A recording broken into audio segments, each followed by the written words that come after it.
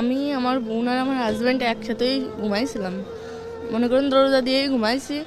ওই সিঁড়ির একটু আগে ও ফ্লোরের পরে পড়েছিল, তারপরে ওরে উঠেছি, দরজা দিছি, বাথরুমে গেছি, দরজা দিয়ে ওরে উঠেছি। উঠানোর পর ও একটু কথা করছিল আপা আমার অনেক কষ্ট হচ্ছে আর অনেক উঠতেছে। আমি ভাবছি তো ফ্লোরের পর অনেকক্ষণ পড়েছিল, ও তো খেয়াল করিনি। তা ফ্লোরের পর পড়েছিল এর জন্য মানে ওর অনেক ঠান্ডা লাগছে, তাই ওরকম আমি বলছি তুই ঘুমাই পড়। তারপরে সকালে যে সময় ওর কইছে যে আমার সাথে আমার তাও এরম করছে। আমার হাজব্যান্ডও ছিল, মানে ও করছে যে আমার ভাইও ছিল, ভাই দেখছে, মাও দেখছে, কিন্তু কিছু কইনি। তা আমি করছি, তারপরে আমি করছি আমার হাজব্যান্ডের ডাক দিয়ে কইছি যে হচ্ছে আমি কি মাগের কাছে সব কবো, এর আগেও আব্বু এরম করছে আমার সাথে। করছে কি আমারে ধরে অনেক মারছে, আর মারে ওই ঘরের ভিতরে আটকাই থুইছিল। ঘরের ভিতরে আটকাই ধোয়ার পর মনে করেন দিনই বেলা সকালে হয়ে গেছে, তখন তো অনেক লোকজন আসে, একজন একজনের বাড়ি আসে। তারপরে সকালের সাথে সাথে ঘর খুলে দিচ্ছে, আর আমারে কইছে যাতে কিছু না কই। মনে করেন ওরে তো একবার মানে কেউ টের পাইছে জন্য ছাড়িয়ে দিচ্ছে, কইছে যে তুই যদি কিছু কোস তাহলে তোর বোনটা টের পাবেন না।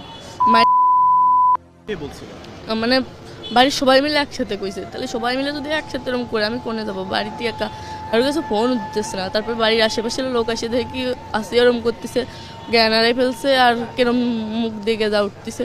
তারপর আমি সেই সময় ফোন নিয়ে আম্মুরে ফোন দিছি। সবাই কইছে আমার শাশুড়ি, তারপরে সবাই কর পরে নিয়ে গেছে হসপিটালে। নেওয়ার পরে আম্মুরা যেই গেছে, আমার আম্মুরা সেই সময় আমার শাশুড়ি দেহেই পলাইছে।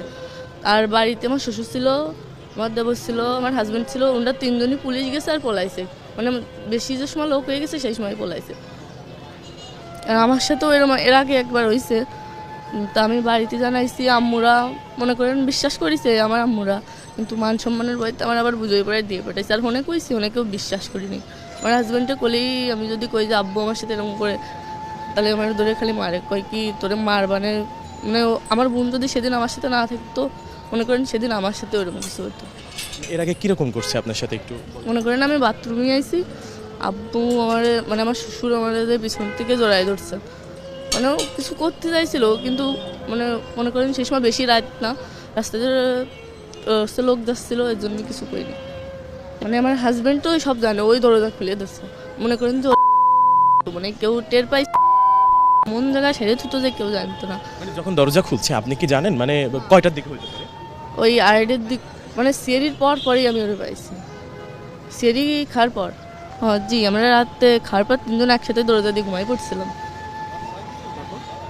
তারপর মাঝরাত্রি ওরে পাইছি, মানে সিঁড়ি খাওয়ার পর আমি বাথরুমে উঠছি, দেই দরজা খোলা। তারপর